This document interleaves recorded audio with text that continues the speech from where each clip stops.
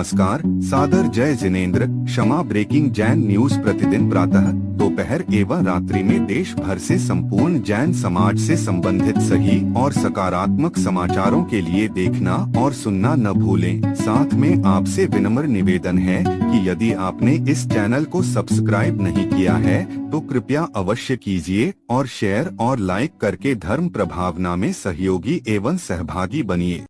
इस कार्यक्रम के पुण्यार्चक नमन करता है ब्रह्मचारिणी विशल्या जैन, श्रीमान मनोज जैन, आशीष जैन, नीरज जैन, जलेसर, उत्तर प्रदेश। नमोस्तु गुरुदेव, नमोस्तु गुरुदेव, नमोस्तु गुरुदेव। शंका तो कोई कुछ नहीं है, लेकिन जैसे चाहते हैं काल सर्प योग क्या होता है?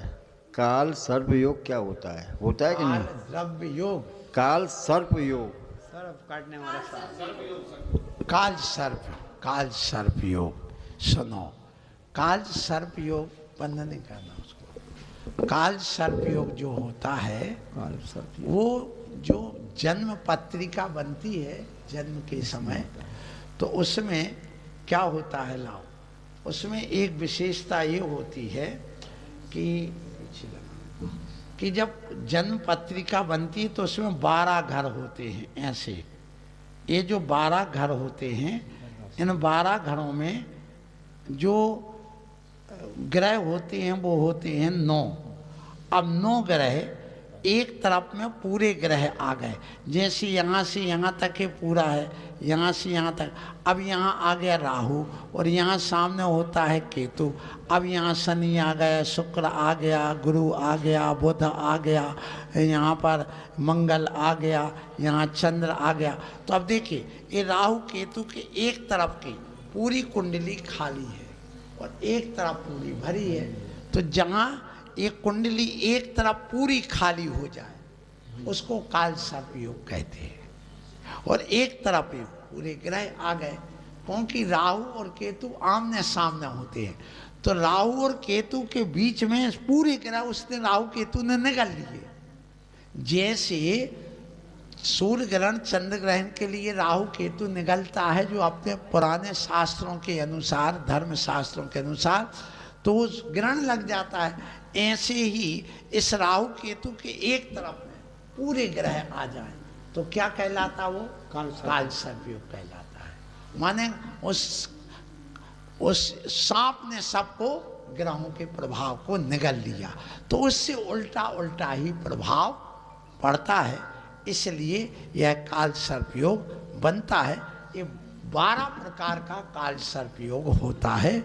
सो इसके लिए कुछ नहीं, जिस व्यक्ति ने 1 साल का रवि व्रत कर लिया हो और 1.25 लाख पार्श्वनाथ भगवान का जाप कर लिया हो, कल्याण मंदिर से, और हर रविवार को उसने जो कल्याण मंदिर स्तोत्र है उसका पाठ करके विधान कर लिया हो, और नेमिनाथ और पार्श्वनाथ इन दोनों की पूजा कर ली हो, तो उसके पार्श्वनाथ भगवान और नेमिनाथ भगवान जो है ना, वो राहु केतु को, ग्रहों को शांति में कारण होते हैं। तो उसको फिर 1 साल बाद उन ग्रहों का प्रभाव जो विपरीत पड़ता था वो कम हो जाता है, ऐसा अपने जैन दर्शन के अनुसार कहा गया है। आइए, आज गुरुदेव के सानिध्य में दूर दूर से, टूंडला से, शेखोवाबाद से, फिरोजाबाद से, आगरा से, जयपुर से, अनेक अनेक स्थानों से श्रद्धालुगण पधारे और सब ने गुरुदेव के साथ में सौरीपुर बटेश्वर जो नेमिनाथ भगवान की जन्म स्थली है, जन्म नगरी है, वहाँ के दर्शन किए, आराधना की और गुरुदेव की नवदा भक्ति भी वहीं पर संपन्न हुई। और वहाँ से बिहार हुआ भीषण वर्षा में और नदी नाले बह गए, उसमें से होते हुए गुरुदेव यहाँ पर आज नसीरपुर गांव में गुरुदेव रुके हुए हैं। और जो व्यक्ति देवशास्त्र गुरु के पूरी तरह श्रद्धा रखता है, अगर वो संकट में आता है, वो फिर वो मस्जिद में चक्कर लगाता है, तो उसे हम कैसे समझाएं? देखिए, यदि वह कुदेवों की पूजा अर्चना करता है तो उसके लिए समझाइए कि देखो, ये अपना भ्रम है कि कोई कुछ किसी को देता है।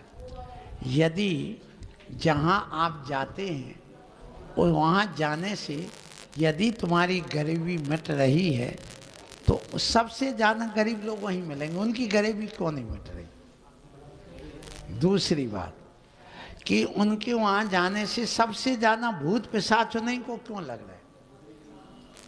तीसरी बात कि उन्हीं की यहाँ पर सबसे ज़्यादा कसाय युद्ध क्यों हो रही। तुम्हारे घर में शांति के लिए तुम वहाँ जा रहे हो तो सबसे ज़्यादा शांति उनके यहाँ क्यों हो रही है। इसका मतलब ये है कि जहाँ आप जा रहे हो वहाँ पर ना शांति है, ना कसाय का कम होने का है, ना वहाँ गरीबी दूर होने वाली। मसीहा, भगवान, इंद्र, ब्रह्मा, विष्णु, महेश, शंकर, महावीर, तीर्थंकर कोई कुछ नहीं करता है। स्पष्ट कहिए तुम विज्ञान के युग में जी रहे हो, वो कहाँ तुम इन सब में लगे हो। ये नदियाँ किसने बनाई, ये आकाश किसने बनाया है, इतना सब कुछ आप जान रहे हो। ये कौन क्या करने वाला है। जैन दर्शन में कहा किनु न करे न धरे को सट द्रव्य महीना हरे को। इस सिद्धांत पर चलोगे तो तुम्हारा भला होगा और नहीं चलोगे तो कुछ नहीं होने वाला है। इसलिए यदि आप नहीं सुना सकते तो अपने गुरुओं के पास ले जाए। कोई सेंट वगैरह लगाए, यहाँ थोड़ा अपने सेंट का ध्यान दीजिए। तो ये एलर्जी है मुझे, सो आप लोग इस बात का ध्यान रखें। सो आप गुरु के पास ले जाओ, वो मान जाएंगे। हम उनको मंत्र वगैरह भी बता देंगे, उससे भी ठीक होगा। आशीर्वाद। आइए हमारे बीच में श्रीमती आशा जैन टूंडला से पधारी हैं। आप भी अपनी शंका गुरुदेव के समक्ष रखें और किसी का कोई प्रश्न हो तो हमें लिखवा दें, शीघ्रता करें, है ना। नमोस्तु महाराज जी, नमोस्तु महाराज जी, नमोस्तु महाराज। मेरा प्रश्न ये है कि छुल्लक महाराज जी क्या प्रक्षाल कर सकते हैं? छुल्लक महाराज का प्रक्षाल 20 पंथी परंपरा में करते हैं, बाकी 20 पंथी में कुछ जगह नहीं भी करते हैं, पर 13 पंथी परंपरा में पूर्णता निषेध है। छुल्लक जी कोई मुनि नहीं है, पंच परमेष्टि नहीं है। छुल्लक महाराज जी भगवान का प्रक्षाल कर सकते हैं, उनका मतलब सुनो, हम छुल्लक के पाद प्रक्षालन की बात कर रहे हैं। अब रही छुल्लक के प्रक्षालन की, तो छुल्लक जी कर सकते हैं, भगवान का पूजा भी कर सकते हैं, विधान भी कर सकते हैं, करवा भी सकते हैं, लेकिन वे द्रव्य अपनी स्वयं नहीं धोएंगे ना धुलवाएंगे। धुली धुलाई कोई प्रक्षालन दे दे, माने द्रव्य दे दे और आहार दे, कपड़ा दे दे, उनके पास कपड़ा रहते ही है, कर सकते हैं। पूजा और दान दोनों छुल्लक जी कर सकते हैं, क्योंकि दान देने के लिए 2 वस्त्रधारी होना जरूरी है और पूजा करने के लिए भी 2 वस्त्रधारी होना जरूरी है। एक वस्त्रधारी ना पूजा कर सकता है ना दान दे सकता है। तो छुल्लक जी के पास में एक लंगोट और एक दुपट्टा होता है, इसलिए उनकी पूरी मर्यादा वहाँ बन जाती है।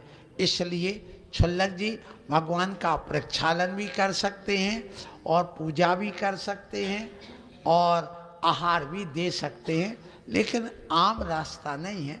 कभी कभार यदि कोई भावना बनती है तो वह भी आदेश दे करके नहीं, कोई ने यदि उनको द्रव्य दे दी है तो फिर वो कर सकते हैं। नमोस्तु महाराज जी, नमोस्तु। Kshama breaking Jain news YouTube channel पर विज्ञापन देकर धर्म प्रभावना में बने सहभागी। विज्ञापन देने हेतु संपर्क कीजिए मोबाइल नंबर 9026900740 एवं समाचार एवं वीडियो भेजने हेतु WhatsApp number 9335236222। Kshama breaking Jain news YouTube channel देखने के लिए आपको बहुत बहुत धन्यवाद। सादर प्रणाम, सादर जय जिनेंद्र।